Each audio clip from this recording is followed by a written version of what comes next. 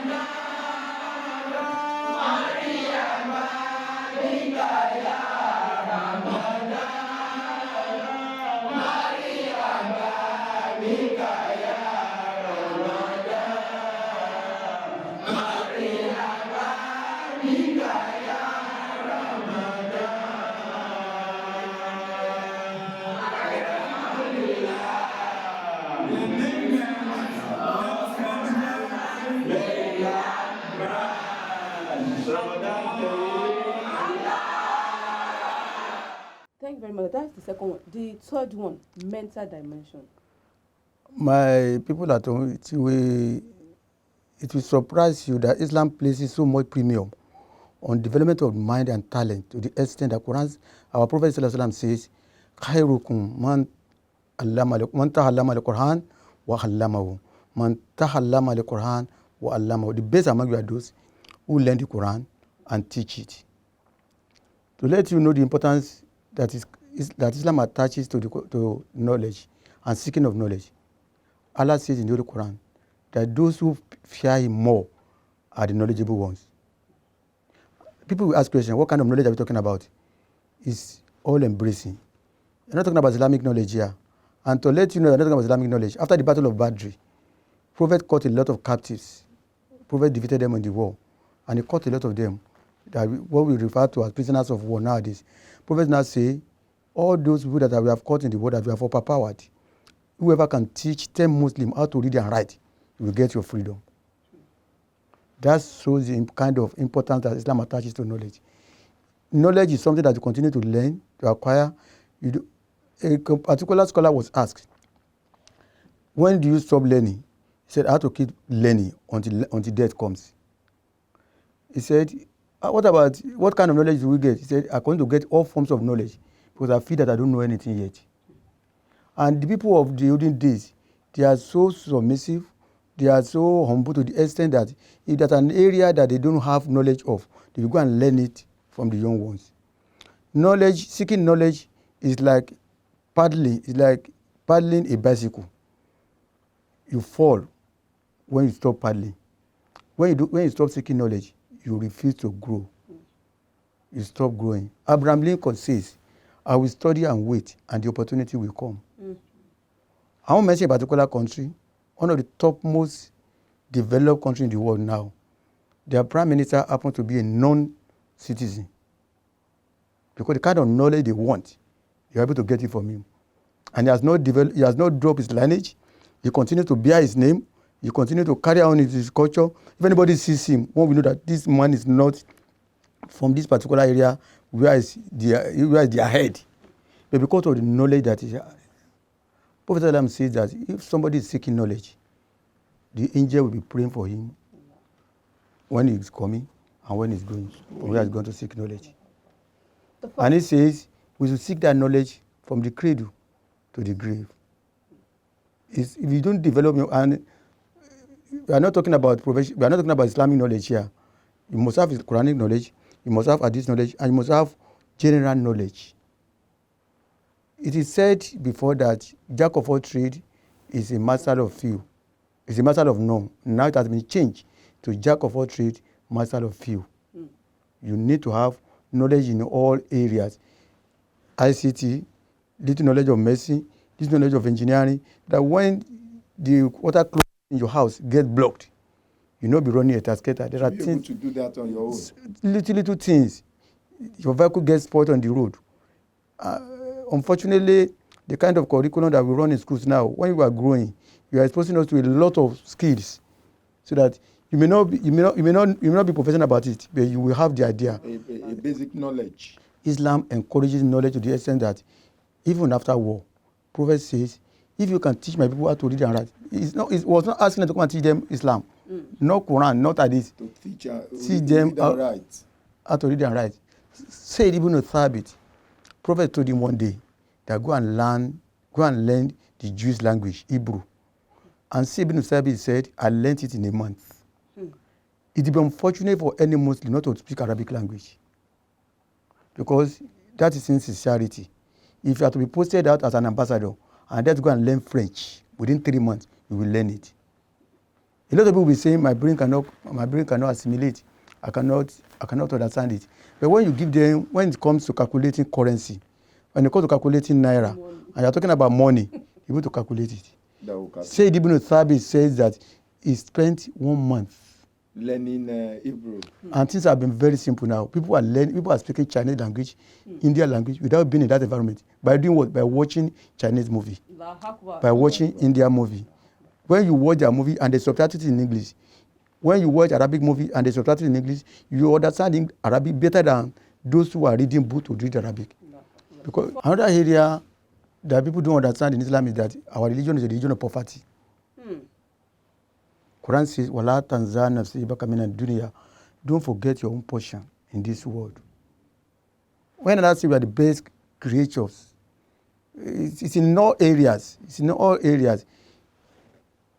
Prophet saw a man in the mosque one day, one old man with what bed? The man was doing azkar. Prophet was surprised that when everybody was running to make ends meet, the man was in the mosque doing azkar. Prophet said, "What's wrong with this man?" They said, that's what he does every day. He comes here and he does azkar, he prays. Who takes out of his life? They said there's a merchant who is not known to be pious. He's not pious. It could be Babaji, it could be a pool better, it could be operating this pool house. He's not living a pious life. He's the one feeding this man.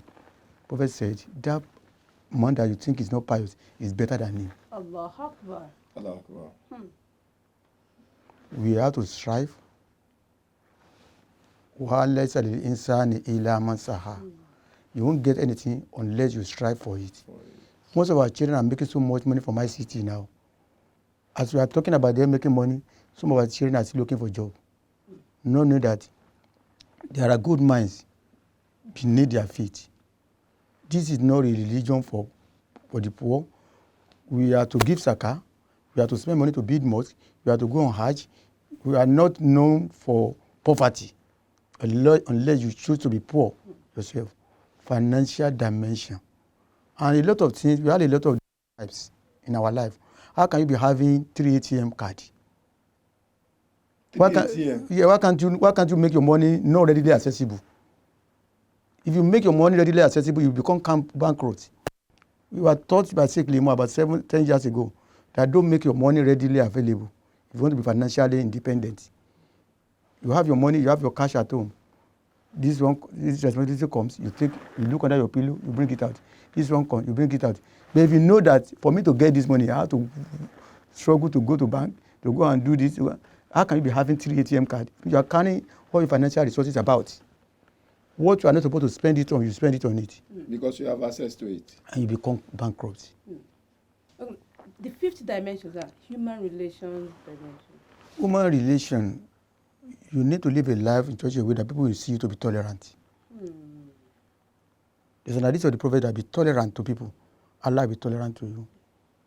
If you are not living among people, how will your patience be tested? How will your humility be tested? I want to live alone. No? I don't want to run to problem with anybody.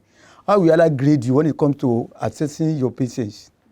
How will He grade you when it comes to assessing your humility? It's when you are living among people and your patience is tested, your humility is tested. Somebody insulted you, the way you react will now determine the kind of relationship that you have. Prophet lived a kind of life that non-Muslims became Muslim because of his character. A lot of, unfortunately for some of us, non-Muslim will not read the Quran. They will read us. Exactly. They will not have access to the Quran. They have access to us. In your environment, in your compound, in your CDA meeting, you don't pay the dues. You don't pay security fee. You don't pay refuse clearing fee. You are the one who park and block the road with your cars. And you are saying that you are hated by the community. People want to become Muslim by looking at you and say, okay, this man, you have seen Islam in him. Islam goes beyond mechanical demonstration of some activities. It goes beyond ritualistic activities that, okay, let me go up and down.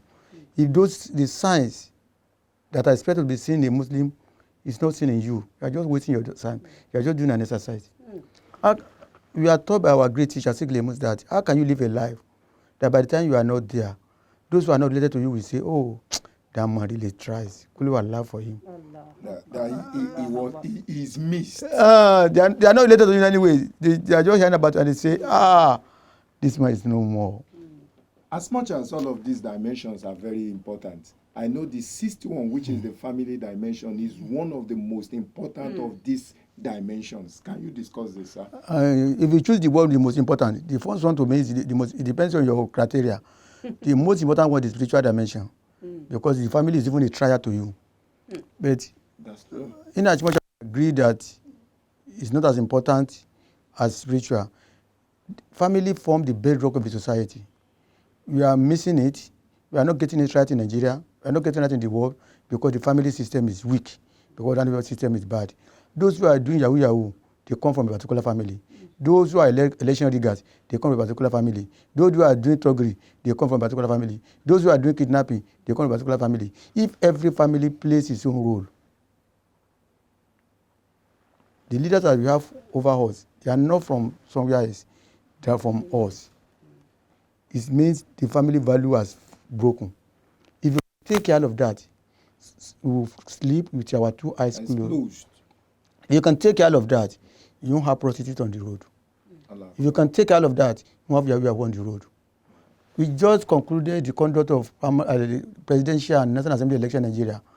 And it blew my heart when the minister in charge of ICT says that 12 million attempts were made to hack the server of INEC. 12 million.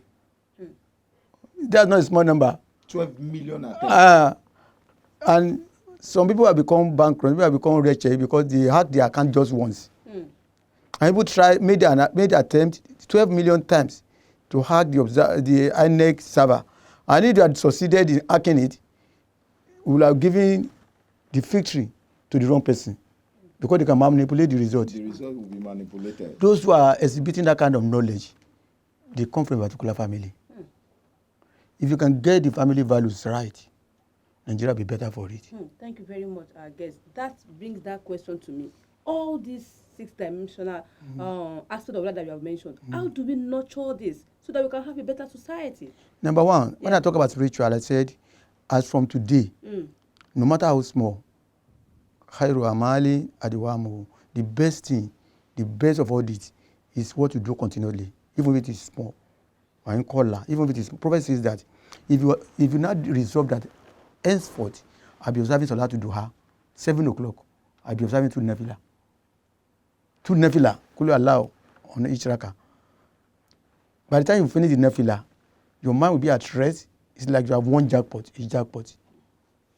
You nurture spiritual development, spiritual dimension by observing Nafila, even only 2 rakat, by reading the Quran regularly, by fasting on Mondays or Thursday, Monday, Thursday, by giving sadaqah no matter how small, and by ensuring that you command people to do what is good and forbid them from doing what is bad. What is That bad. when they see you, you become a moral compass. That I cannot steal. Why can't you steal? Oh, Fashiat is around, and I wouldn't want her to scold me. You become a moral compass to people. In terms of health, you nurture it by being conscious of what you consume, what you eat. By knowing that you need to get your doctor, you visit your doctor maybe every 3 months. Because if you don't do that, you take your car to the mechanic to do service, to remove the oil, to change some of the parts. But you, the owner of the car, you don't check your body. You won't change parts. And you are just saying, I'm ill and hearty. Anytime you crash, only Allah will save you. In terms of finance, if you lose your job and you cannot survive on your saving for 6 months, you are living a borrowed life. If you lose your job and you cannot survive in 6 months without salary, why don't you have many streams of income? And it's easy. In my backyard, I rear rabbit, I rear turkey, I rear fowl. If I need to eat rabbit, I will kill. If I need to sell, I will sell. People are very lazy. You work, you are doing a civil service job, and you are going to do it for 60 years. After 60 years, you are retired. And you have not developed yourself in any way. You have not got additional skill. You cannot become a part-time lecturer elsewhere. And you become irritant to people because you are not financially secure. You need to have financial security. Another says, Muhammad batin fil aridi illa ala Allah rizquha. I have not created any creature without giving it its provision. It's left for you to assess it. People are saying there's no money. I've been hearing there's no money since I was young. There's never been a time that they say there's money. There's never been surplus. It depends on the way you live your life. It depends on the way you perceive opportunities. People see opportunity, they see it as challenges. They see it as threat. A couple was in an orientation camp and he saw people gathering. He went to them. He overheard them complaining. There's no barbing salon here. How are you going to be in the camp for 1 month without barbing our hair? He wrote it down, no barbing salon. He saw another group chattering. He went there, he withdrew. They were discussing. There's nobody selling recharge card here. He wrote it down, no recharge card. He went to another group. There's nobody selling snacks here. He now went to meet the commandant of the camp. He said, Oga, if you are to invite a recharge card seller to the camp, have I committed any offense? He said, you are not committed any offense. At all. If you know anyone who can come and say to them, bring the person. What about a barber? No, just give them a space here. He runs into town. He meets a research council and says, I've got business for you. Come to our camp. If you sell 1 card, I'm getting 10 naira. If you sell 2, I'm getting 20 naira. I'm getting 20 naira. And they have a gentleman agreement. Before he leaves that camp, he has started riding a car. Allah Akbar. So somebody runs across people running away from rain. Everybody was trying to run. The rain had started falling, and he ran home. And he picked some money. He went to where there's any umbrella, and he ran back to where people were struggling. To sell the same umbrella to them. And people were buying it. And he made money. Alhamdulillah, Rabbil Alameen. Thank you very much, sir. And the next question, I think he will be here. All these that you have mentioned, if there are ways that, we are all humans. Like you have said, continuous remembering of Allah. If we have stopped remembering Allah, we have stopped taking care of our health, how do we renew all these dimensional aspects of our life? It is by remembering this lecture. Immediately you sit down doing nothing, and you are thinking of something else apart from Allah, just bring back your mind. Prophet will say to the people, renew your faith. They will say how? Say la ilaha illallah. Renew your faith. That's why you have to choose the kind of companionship that you keep. You need to choose the friends who will make you to remember Allah always. Because if you don't remember Allah, you remember something else. Definitely. If you have negative thoughts, you are waiting for somebody in an office. They say he's having a meeting. He's spending his time productively. You are inside that office, spending 30 minutes. You are not doing anything. You are inside the bus for 30 minutes. They are discussing Buhari, they are discussing someone. You join them in discussion. You are not doing anything. You can't pick out your Quran and be reading it. M.K. Abiola of the blessed memory said, the only time he had time to do a lot of intellectual work is when he has a long journey flight That's when he develops his intellectual materials. When he has a long journey flight, that's when he will remember that, let me write a book. Let me write the same long journey flight that people will spend times doing nothing, sleeping. Allah has given us the resources. It depends on an individual. Like Nasrullah Al-Fati now, we set up an Arabic school. And we keep on saying the last 10 years, if you attend our Quranic and Arabic school for 3 months, and you cannot read Quran and you cannot speak little Arabic, come and collect back your money. Especially Quran. If you attend our Quranic school online for 3 months, and you are sharing Quran, and you cannot collect and read, the money you pay to us, come and collect. We have thrown that gauntlet about 10 months ago. Nobody has come forward to say, they want refund. Because we know that money back guarantee, we are not just saying it. Alhamdulillah. Alhamdulillah, Rabbil Alamin. It's been a pleasure having you on set, sir.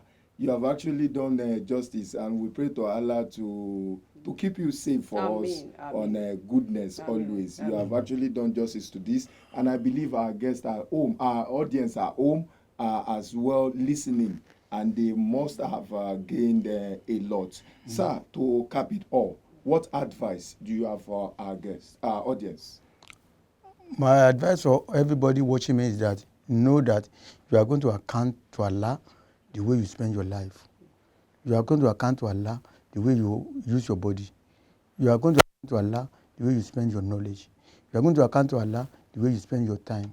You are going to account to Allah the way you spend your entire life. Come and tell me, I've given you 60 years to spend on the surface of the earth. How did you spend it? Just know that somebody will make you to come and account for it. And you have to know that if you are writing an exam and you have not satisfied the aspiration or the expectation of the examiner, you are going to fail.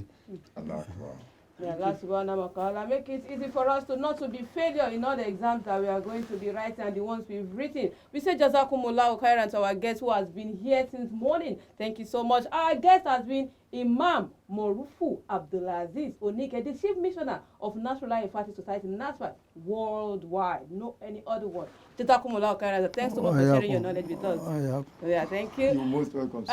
So that's how we're dropping the curtain today on the edition of Eternal Bliss. Join us tomorrow again, inshallah, for another fresh episode. We know it here. We are awakening our deen, making us better Muslims, and making this society a better place for every one of us to stay. Till we come away tomorrow. Assalamu alaikum wa rahmatullahi wa barakatuh. From me here. Assalamu alaikum wa rahmatullahi wa barakatuh. Till tomorrow, inshallah.